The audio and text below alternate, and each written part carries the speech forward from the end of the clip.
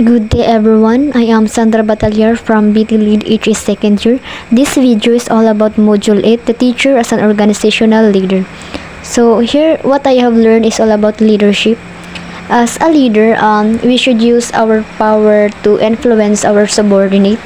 So as an effective leader means they have the ability to push everyone to do what is best for the organization.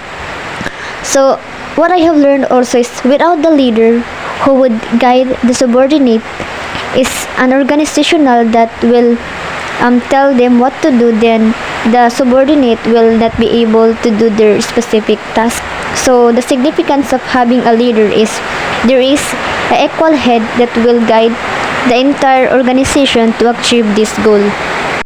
Also, another importance of having a leader is to be able to function the organization properly, and also for the subordinate to be effective in their own specific task.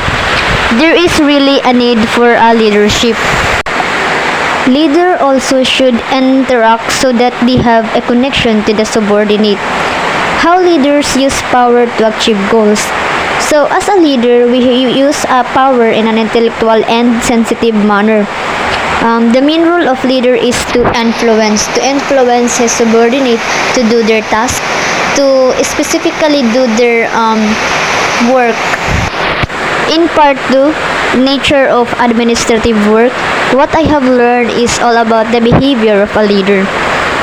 A leader who works under pressure with heavy workload contribute to effectiveness as well as help subordinate to cope with the challenges.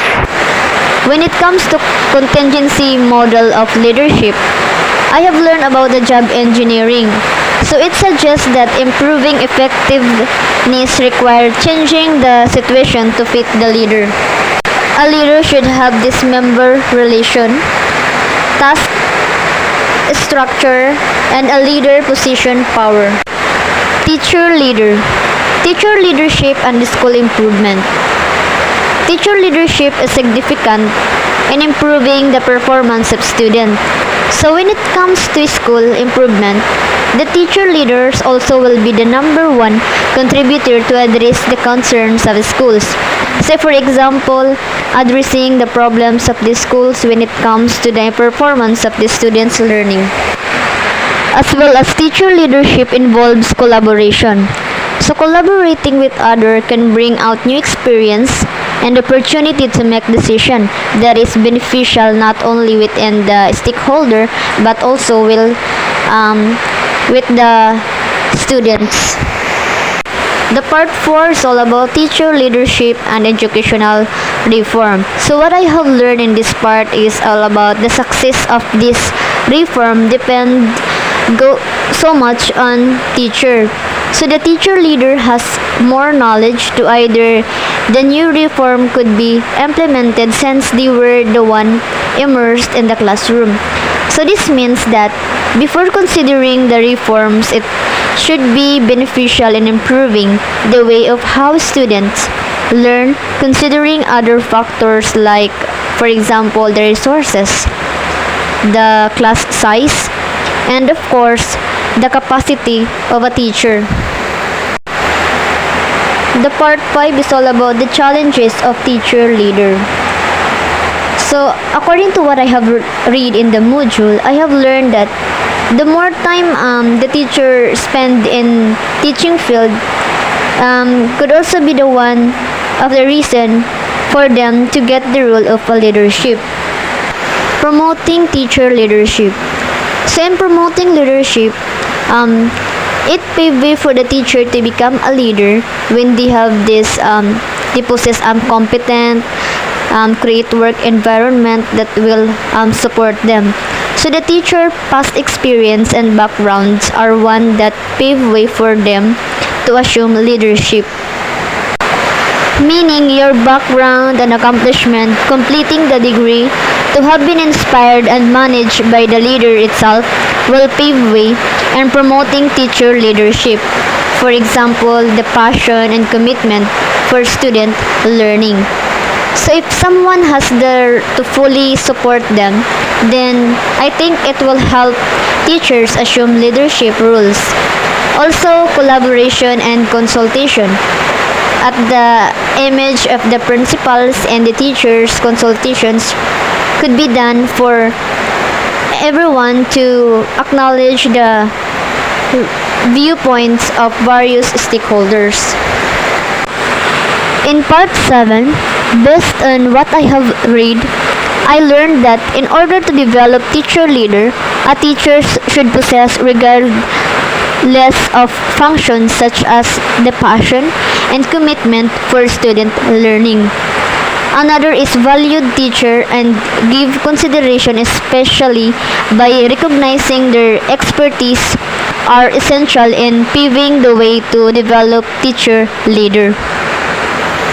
And also another reason that pave way for teacher to become a leader is to give them the choice, a freedom to make classroom decision that of course align with the decision of school. It will be one opportunity as well as for the teacher to innovate reforms that is better for the learning of students.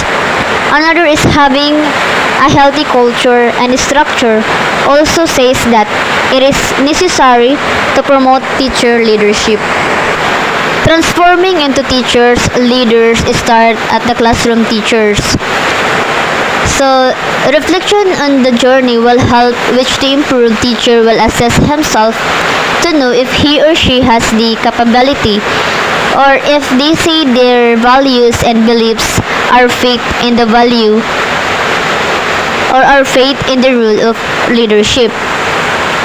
So in instructional leadership, I have learned is all about school-based management, wherein there are many people involved in making decisions to improve education, and that include the community member, teachers, and of course the parents to create also an effective environment for children.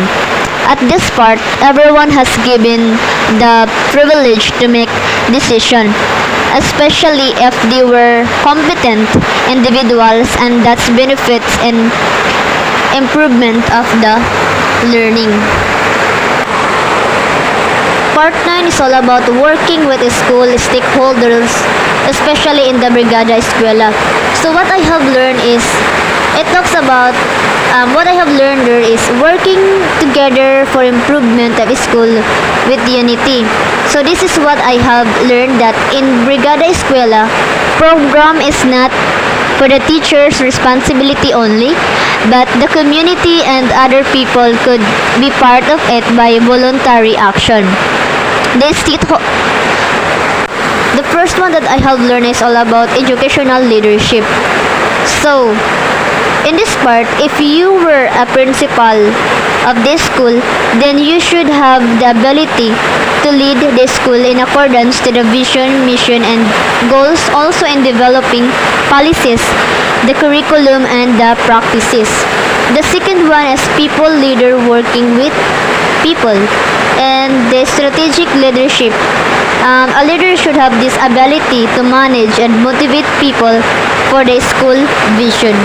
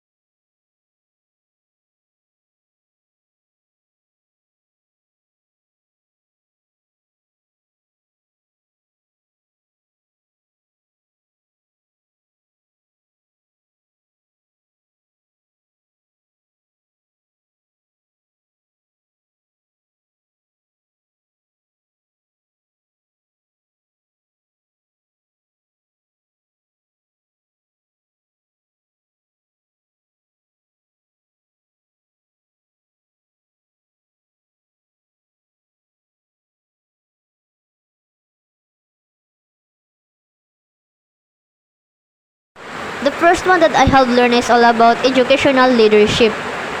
So, in this part, if you were a principal of this school, then you should have the ability to lead the school in accordance to the vision, mission, and goals, also in developing policies, the curriculum, and the practices.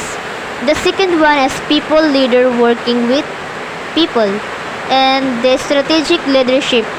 A leader should have this ability to manage and motivate people for the school vision.